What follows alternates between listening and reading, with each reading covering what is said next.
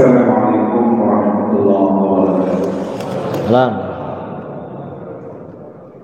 Berkaitan dengan apa yang Pak Kiai sampaikan, yang ingin saya tanyakan, bagaimana cara terbaik kita untuk berbakti kepada kedua orang tua kita sementara kedua-duanya sudah tidak ada. Jadi Pak Kiai, terima kasih. Assalamualaikum warahmatullahi wabarakatuh.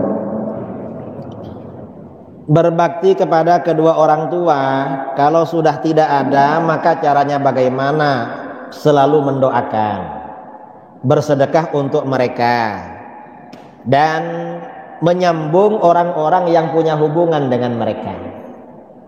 Siapa? Misalnya saudara-saudaranya, paman-paman kita, bibi-bibi kita, itu sebagai pengganti orang tua. Dan niatkan menyambung mereka untuk berbakti kepada orang tua, karena nanti pahalanya mengalir pada orang tua. Termasuk melaksanakan janji-janji orang tua. Orang tua dulu pernah punya nazar, pernah keinginan apa, itu kita laksanakan. Ya, termasuk berbakti kepada orang tua, ziarah pada kuburan mereka. Tidak hanya mendoakan, kirim pahala bacaan Al-Quran, tapi sewaktu-waktu kita ziarah ke makam mereka. Karena itu termasuk bagian dari berbakti kepada orang tua. Di dalam hadis, ya, Rasulullah SAW bersabda, "Ana suma yakunul mayyitu fil qabri idza zarahu man kana yuhibbuhu fid dunya." Paling senangnya orang yang ada di dalam kubur itu adalah apabila dikunjungi oleh orang yang dia cintai ketika di dunia. Orang tua itu orang yang paling dicintai adalah anaknya. Ketika anaknya mengirimkan doa, dia senang. Tetapi kalau tidak hanya kirim, orangnya juga datang, maka lebih senang lagi. Itu diantara cara berbakti kepada kedua orang tua. Bahkan termasuk cara berbakti kepada orang tua, setiap bersedekah pahalanya diniatkan untuk kedua orang tua. Karena di dalam hadis Rasulullah SAW bersabda, "Idza tasaddaqa ahadukum bi shadaqatin tatawwu'an falyaj'alha an abawaihi." Apabila salah seorang kamu mengeluarkan sedekah sunnah, bukan sedekah wajib, maka niatkan pahalanya untuk kedua orang tua. Mengapa untuk kedua orang tua? Fayakunu lahuma ajruha. Maka pahala sedekah itu langsung mengalir pada kedua orang tua. Kalau pahala itu mengalir pada kedua orang tua, kita dapat apa? Wala yanqusuhu min ajriha syai'. Kita gak kurangan sedikit pun dari pahala sedekah kita. Jadi apapun untuk orang tua. Insya Allah dengan begitu kita termasuk orang yang berbakti kepada orang tua. Amin Allahumma. Ini pertanyaan tertulis. Bagaimana agar sholat selalu khusyuk? Kalau orang itu ingin sholatnya khusyuk, ya, yang pertama harus mengerti makna bacaan-bacaan di dalam sholat. Karenanya cari buku tuntunan sholat yang ada maknanya. Mulai dari Fatihah, Bismillahirrahmanirrahim, dengan nama Allah yang Maha Pengasih lagi Maha Penyayang. Artinya apa? Kita beraktivitas apapun itu dengan nama Allah dan senantiasa mengharap kasih sayang Allah. Alhamdulillahi Rabbil Alamin. Segala puji hanya bagi Allah, Tuhan semesta alam. Kenikmatan apapun yang terjadi pada kita, maka yang terpuji adalah Allah. Karena semuanya adalah semuanya dari Allah. Dan Allah itu Rabbil Alamin, Tuhan semesta alam. Artinya yang menciptakan, yang mengatur, yang memiliki, dan yang memberikan segala anugerah kepada semesta alam. Semuanya dari Allah. Ar-Rahmanir Rahim, yang Maha Pengasih lagi Maha Penyayang. Maliki Yaumiddin. Meski begitu, Tuhan itu yang memiliki hari pembalasan. Kita dibalas besok. Karena semua perbuatan kita pasti dibalas oleh Allah. Maka bagaimana Iyyaka na'budu wa iyyaka nasta'in. Hanya kepada Engkau ya Allah kami menyembah, dan hanya kepada Engkau kami memohon pertolongan untuk segala urusan saya. Urusan apapun minta tolong kepada Engkau, tidak kepada yang lain. Ihdinas shiratal mustaqim. Karena itu tunjukkan kami ke jalan yang lurus. Siapa kami ini? Kami ini maksudnya saya dan semua orang-orang yang kita cintai. Karenanya ketika membaca ihdinas shiratal mustaqim, tunjukkan kami, hadirkan orang-orang yang kita inginkan Allah berikan hidayah pada mereka. Ihdinas shiratal mustaqim, tunjukkan kami ke jalan yang lurus. Istri kami, anak-anak kami, orang tua yang masih hidup, kerabat kami, karyawan, semuanya hadirkan. Tunjukkan kami ke jalan yang lurus. Mintakan hidayah.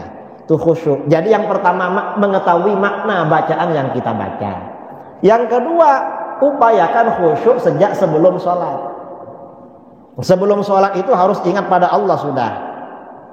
Karena kalau sebelum sholat itu berangkat dari kantor yang dipikiri setoran. Besok ini setoran ini. Nanti terbawa dalam sholat. Kalau berangkat dari rumah yang ada di pikiran problem, terbawa dalam sholat biasanya. Jadi memang sejak sebelum sholat sudah khusyuk itu. Itu di antara kiat-kiat agar kita menjadi orang yang khusyuk di dalam sholat. Kemudian bagaimana agar selalu istiqomah di dalam beribadah?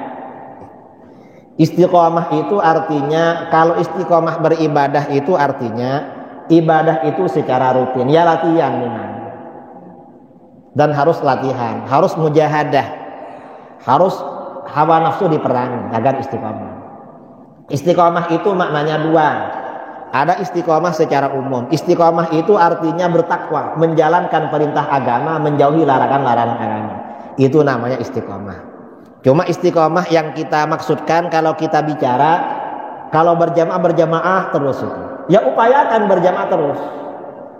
Sesibuk apapun, sesulit apapun cari berjamaah. Karena kalau sudah biasa, nanti oleh Allah dimudahkan berjamaah. Kalau sudah biasa.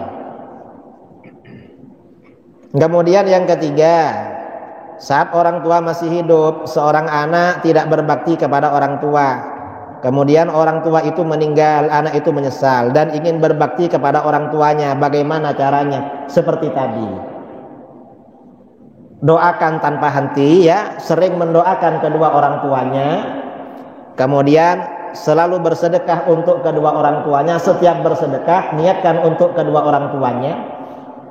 Dan tunaikan janji kedua orang tua, dan dekati silaturahmi dengan orang-orang yang dekat dengan orang tua, seperti saudara-saudaranya orang tua, kawan-kawannya orang tua, kita dekati. Niat berbakti pada orang tua, itu solusinya. Karena sudah terlanjur meninggal. Bagaimana hukumnya bila seorang yang rajin sholat tapi tetap melakukan hal-hal yang kurang baik? Misal mencuri, ya mencuri tetap haram walaupun sholat. Kamu kok mencuri? Saya kan sudah sholat. Nggak boleh begitu. Tetap haram. Tapi sholatnya diperbaiki. Barangkali dengan memperbaiki sholat, nanti diberikan solusi oleh Allah, jalan rezeki yang lain yang tidak melalui mencuri. Biasanya dikasih jalan oleh Allah solusinya. Ini beberapa pertanyaan tertulis. Ada lagi? Silakan.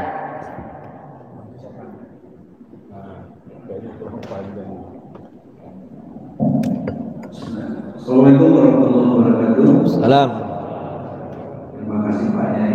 Sebelum saya bertanya, saya ingin menyampaikan kalau tadi waktu sholat tahiyatul masjid, ketika mereka subuhan bergerombol masuk komplek masjid ini, menangis saya berkeinginan dan berharap kepada mereka subuhan ini agar istiqomah dan senantiasa ya tidak pernah berhenti melaksanakan program subuhan ini. Tapi jujur saya Ustaz, nangis saya. Apalagi melihat banyaknya muda-muda, sehingga berdoa saya, ya Allah, istiqomahkan mereka ya Allah. Jujur, kalau tidak ada mereka ini, siapa yang mengisi masjid, siapa yang mengisi ceramah sebagai pendengar ceramah pagi ini, Ustaz? Kalau tidak ada mereka semua, padahal ini mau mulai perumahan, kemana umat Islamnya? Saya bukan jamaah sini, tapi karena membaca terakhir Pak Kiai datang, saya sempatin di sini. Itu yang saya harapkan untuk baik kesembuhan adik-adikku sekalian, istiqomah kalian dan niatkan jihad. Yakinlah seandainya kalian kecelakaan di jalan di subuh-subuh ini, sahih dosanya, sahih kesalahan. Itu saja untuk motivasi bagi adik-adikku. Dan masuk pada poin pertanyaan Ustaz. Saya sedang membangun pondok Hafiz di kampung saya di perbatasan Sumatera Barat dan Sumatera Utara. Jauh. Jauh. Kira di sini. Di satu kecamatan. Alhamdulillah dari berkat dari grup WhatsApp terwujudlah pondok itu sudah 1 minggu lebih bangunannya dan sudah jalan. Sampai detik ini pun saya masih getol mencari dana lewat WhatsApp juga. Saya tidak pernah minta bantuan kepada pemerintah. Dari kawan-kawan ke kawan-kawan, nah ini rencana membuat pondok harus putri lagi. Kira-kira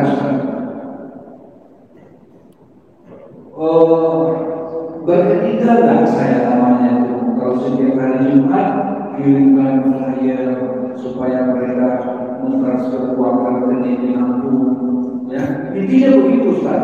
Beretika nggak saya? Apalagi pada seseorang yang belum mencairkan, belum pernah menjelaskan, saya ngejar terus setiap hari Jumat. Kira-kira layak nggak Ustaz? Iya. Terima kasih. Assalamualaikum warahmatullahi wabarakatuh. Ya gak apa-apalah. Kita ini mengajak orang bersedekah itu termasuk menunjukkan kebaikan. Man dalla ala khairin falahu mithlu ajri fa'ilihi. Siapa yang menunjukkan orang lain pada kebaikan, maka dia dapat pahala seperti yang melakukan. Kita niatkan ngajak orang bersedekah, menunjukkan inilah di antara jalannya sedekah. Jadi tidak apa-apa, karena itu untuk kepentingan umat. Kalau untuk kepentingan pribadi memang tidak layak. Misalnya bangun rumahnya, rumah istrinya yang nomor 2, atau rumah menantunya, itu gak boleh kalau seperti itu. Kalau memang untuk mendidik umat gak apa-apa seperti itu. Apa? Ya baguslah kalau begitu. Dan apa kalau seperti itu? Karena itu dibutuhkan. Jadi suatu ketika Rasulullah SAW akan memberangkatkan para sahabat dalam perang Jaisyul Usrah. Ada peristiwa namanya Jaisyul Usrah. Tentara ketika kesulitan ekonomi.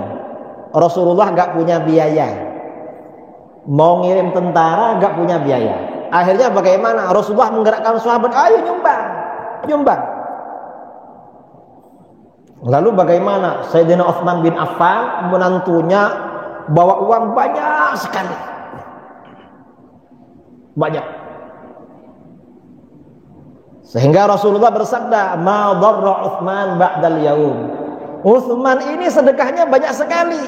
Dia melakukan maksiat apapun gak apa-apa setelah ini. Artinya diampuni oleh Allah. Tapi Sayyidina Utsman gak akan melakukan. Artinya seandainya melakukan itu gak apa-apa, karena banyak sedekahnya. Lalu Sayyidina Umar bawa banyak lagi. Banyak sekali Sayyidina Umar. Kata Sayyidina Umar dalam pikirannya, saya akan buat sedekah paling banyak. Saya harus paling banyak sekali. Banyak. Ditanya oleh Rasulullah, banyak sekali sumbangan kamu. Berapa yang kamu sumbangkan? Rasulullah, ini separuh dari aset saya. Jadi masih ada sisa separuh. Karena Sayyidina Umar mau paling banyak. Setelah itu Sayyidina Abu Bakar lebih banyak lagi.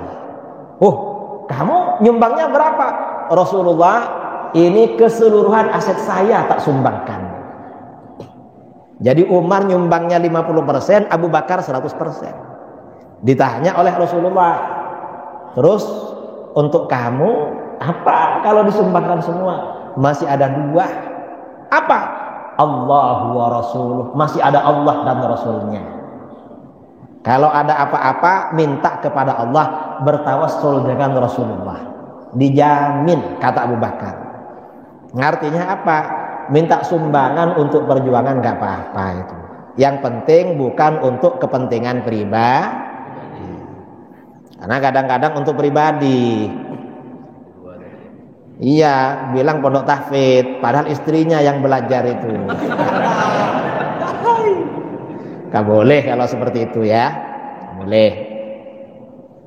Jadi memang gerakan jamaah subuh ini digerakkan. Ya mungkin kalau tiap minggu sekali, sebulan sekali bagus ngumpul begini, bikin tabligh akbar. Tapi untuk masjid, musola di kampung-kampung itu juga perlu dihidupkan. Perlu dihidupkan. Insyaallah ya kalau hidup nanti masyarakat itu akan banyak tertarik juga untuk berjamaah. Karena kalau sholat subuh ini, sholat berjamaah ini semakin ramai itu semakin bagus. Dan kalau perlu ya tidak hanya subuh. Mang subuh ini paling besar pahalanya.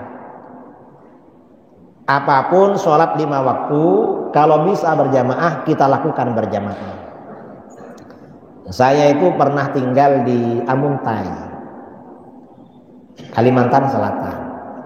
Di Amuntai itu kalau waktunya berjamaah, hatta mall pasar itu nutup. Orang ke masjid, ke musola semua. Pasarnya ditinggal, semuanya di sana. 5 waktu berjamaah terus orang sana. Dan kerjanya nakal-nakal. Berangkat kerja agak siang. Tapi mungkin karena rajin berjamaah, mereka kehidupannya, kelihatannya, hidupnya itu memang tenang. Hidupnya tenang. Tenang itu bukan hidupnya tidak susah. Karena rajin berjamaah. Karena berjamaah ini jangan hanya fokus subuh, tapi terutama subuh. Yang lain juga kita kerjakan, walaupun nggak ngumpul-ngumpul. Karena mungkin kita kerja, paling nggak berjamaah di tempat kerja.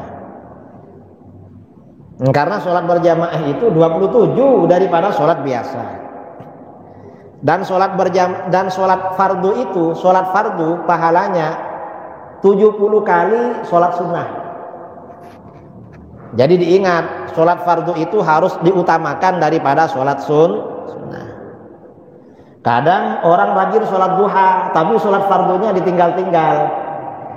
Enteng sholat fardu, telat-telat. Mengapa? Katanya Pak Ustadz, kalau sholat duha ekonominya lancar. Kalau sholat duha seperti itu, apalagi sholat 5 waktu. Karena sholat fardu itu pahalanya 70 kali sholat sunnah. Apalagi dikerjakan berjamaah. Tambah 27 lagi itu. 70 masih dikali 27, tambah besar lagi. Sholat fardu berjamaah. Jadi perlu. Dan adik-adik kita, anak-anak kita dididik untuk berjamaah. Ajak ke masjid. Ajak. Dan janjiin kalau gak mau, kamu asalkan rajin, tak belikan mobil-mobilan. Karena anak kecil tuh senang begitu. Kalau dijanjikan dibelikan mobil remote, biasanya berangkat ke masjid. Itu anak-anak. Kalau yang laki-laki ini kalau ingin berjamaah istrinya yang mendorong. Kamu asalkan rajin berjamaah, tak izinkan kawin laki. Pasti rajin itu. Belum subuh sudah bangun.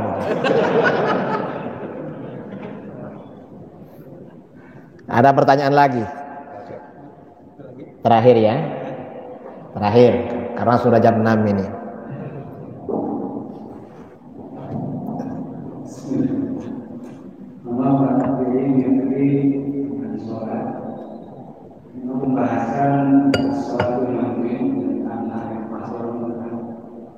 pada diri. Apakah karena saya mendapatkan juga bukan hanya tegaknya diri, tapi orang yang sholat juga melihat tegaknya diri dalam diri, tegaknya agama.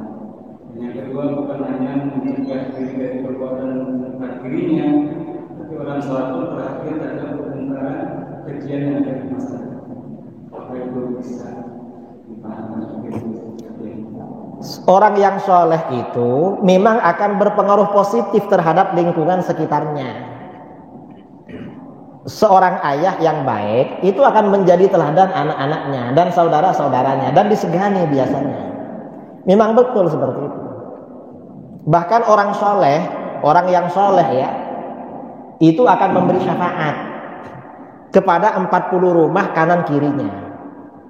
Tetangga, ke sana 40 rumah, sana 40 rumah, sana 40 rumah, 40 rumah. Dijaga oleh Allah. Mengapa? Ada orang soleh di situ. Itu orang soleh. Karenanya ketika ada orang soleh meninggal, biasanya terjadi musibah setelah itu. Terutama musibah agama. Na'udzubillah min dzalik. Jadi kesalehan itu memang berpengaruh positif. Dan orang ini semakin baik perilakunya, pasti semakin peduli. Pasti mengajak kawannya, mengajak saudaranya, mengajak siapapun untuk berjamaah. Pasti peduli. Tapi kalau orang tidak soleh, ya gak peduli. Orang tetangganya maksiat, ya dibiarkan. Mengapa? Wong dia nakal. Gimana perhatian pada orang. Tapi kalau orang itu baik, maka memang pasti ada pengaruh positif. Pasti ada pengaruh. Karenanya memang sholat ini kita utamakan. Perlulah kita sholat ini kita perhatikan betul ya. Dan memperhatikan sholat ini ya sejak sebelum sholat, mulai dari berwudunya, kemudian bersucinya, itu harus benar-benar sempurna. Ada lagi? Sudah habis ya? Karena ini sudah siang. Hah? Terus nggak habis-habis. Nanyanya nggak habis-habis. Ini kan ngobrol ini. Hah? Doain, nggak ada yang mau bangun ini. Hanya tak doakan aja biar bangun. Mari kita doa bersama ya. Mudah-mudahan Allah mengampuni kedua orang tua kita, memberikan rahmat kepada mereka, menerangi alam kubur mereka. Bismillahirrahmanirrahim. Alhamdulillahirabbil alamin. Hamdan yuwafi ni'amahu wa mazidah. Allahumma shalli ala sayyidina Muhammadin salatan tunjina biha min jami'il ahwali wal afat wa taqdi lana biha jami'al hajat wa tutahhiruna biha min jami'is sayyi'at wa tarfa'una biha 'indaka a'lad darajat wa tuballighuna biha aqsal ghayat min jami'il khairati fil hayati wa ba'dal mamat wa ala alihi wa sahbihi wa barik wa sallim. Allahumma atina fid dunya hasanatan wa fil akhirati hasanatan wa qina adzaban nar. Rabbana hab lana min azwajina wa dhurriyyatina qurrata a'yunin waj'alna lil muttaqina imama. Rabbana atina min ladunka rahmatan wa hayyi' lana min amrina rasyada. Allahumma inna nas'aluka al-'afiyata fid dunya wal akhirah wa nas'aluka al-'afwa wal 'afiyata al-mu'afata ad-da'imata fid din wad dunya wal akhirah. Allahumma inna nas'aluka al-huda wat-tuqa wal-'afafa wal-ghina. Allahumma anfa'na bima 'allamtana wa 'allimna ma yanfa'una warzuqna 'ilman yanfa'una wa zidna 'ilman. Alhamdulillah ala kulli hal wa na'udzu billahi min hali ahli an-nar. Allahumma ahsin 'aqibatana fil umuri kulliha wajirna min khizyid dunya wa 'adzabil akhirah. Allahumma alif baina qulubina wa aslih dhata bainina wahdina subulas salam. ونجنا من الظلمات إلى النور وجنبنا الفواحش ما ظهر منها وما بطن. اللهم احفظنا في أسماعنا وأبصارنا وأزواجنا وذرياتنا واجعلنا شاكرين لنعمتك مثنين بها عليك قابلين لها فاقسمها علينا. اللهم قسم لنا من خشيتك ما يحول بيننا وبين معصيتك ومن طاعتك ما تبلغنا به جنتك ومن اليقين ما تهون به علينا مصائب الدنيا.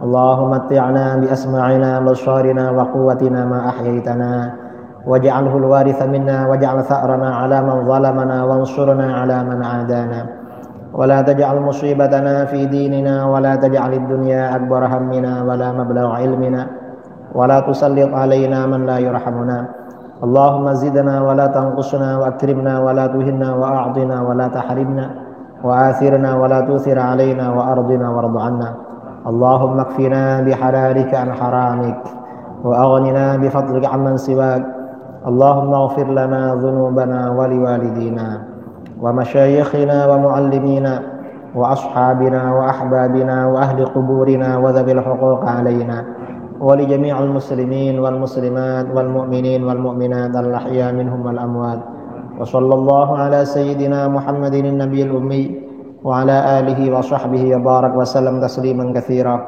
سبحان ربك رب العزة عما يصفون وسلام على المرسلين والحمد لله رب العالمين. سر الفاتحة. أعوذ بالله من الشيطان الرجيم. بسم الله الرحمن الرحيم. الحمد لله رب العالمين الرحمن الرحيم مالك يوم الدين إياك نعبد وإياك نستعين اهدنا الصراط المستقيم صراط الذين أنعمت عليهم غير المغضوب عليهم ولا الضالين.